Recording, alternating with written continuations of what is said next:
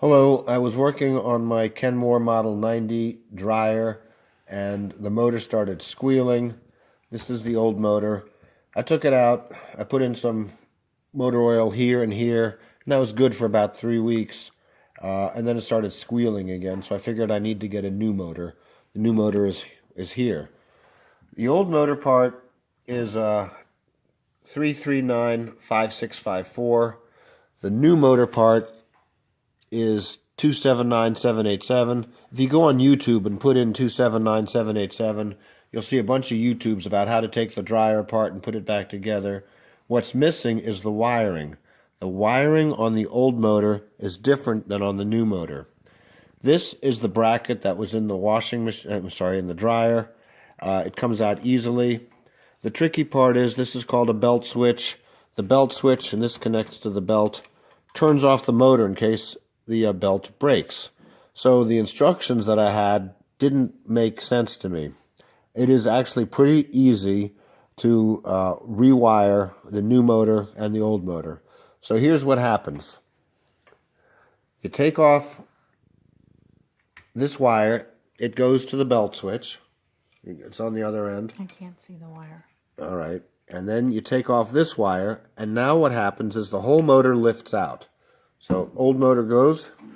New motor, when you put it in, make sure that you have this little tab here line up with the notch there, and it just drops in place.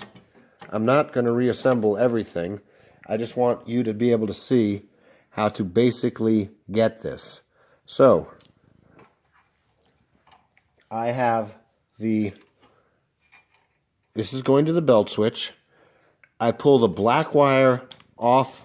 I think this is a thermal connector. I'm not an electrical engineer or anything like that. I think that's the thermal connector. And this wire gets disconnected entirely. So this wire goes with the kit. They give you a splice wire. With the new motor, they give you a splice wire. The splice wire, eventually, I will splice it to here, okay? I'm just showing you how it connects. This part of the belt wire goes where the black wire went. So you can see, blue wire goes where this went.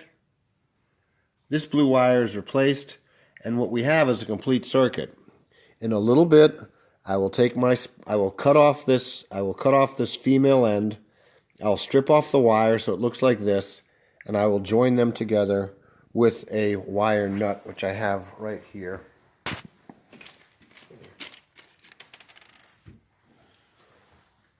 So I'm going to cut this off entirely, pull off some of the insulation, put on the wire nut, and I'll be good to go. That's how the belt switch works, and then I'll just put the motor back together with all the other instructions. Hope this is helpful, because this took me about 2 hours to figure out. And like I said, I'm not a repairman, I'm not a professional, but I have a friend who's an electrical engineer. He looked at it, and he figured this out, and I'm just sharing that. Hope it helps. Take care. Bye-bye.